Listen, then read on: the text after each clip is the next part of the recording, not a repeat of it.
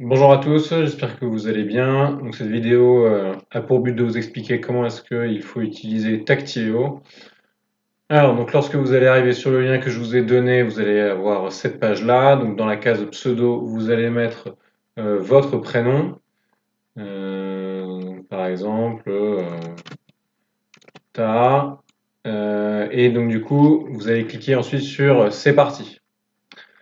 Alors, si vous êtes entré dans la session Tactileo, mais que vous avez dû recharger la page, donc, par exemple parce que vous avez cliqué sur fermer sans faire exprès, lorsque vous allez remettre votre prénom, il va vous dire que le pseudonyme est déjà utilisé.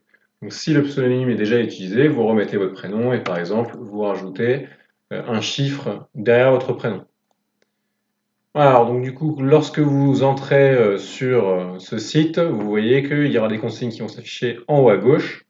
Donc là, on vous demande de résoudre l'exercice 2, page 187. Et donc du coup, vous pouvez par exemple écrire votre réponse. Donc calculons la vitesse par exemple.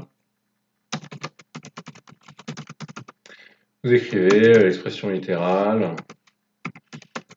Vous ne formalisez pas trop, hein. Si vous ne trouvez pas le triangle de delta t par exemple, vous mettez juste D ou juste T, je vais très bien comprendre.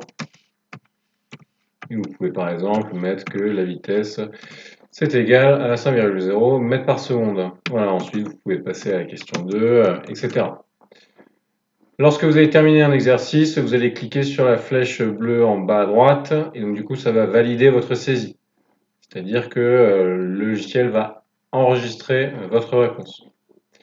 Et donc du coup vous pouvez passer à l'exercice suivant. Il y a 3 exercices en tout.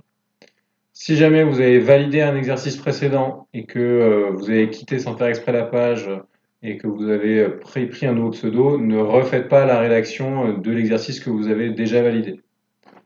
Voilà, et lorsque vous aurez validé les 3 exercices, vous allez avoir un récapitulatif et ce sera bon pour vous. Allez, je vous souhaite bon courage.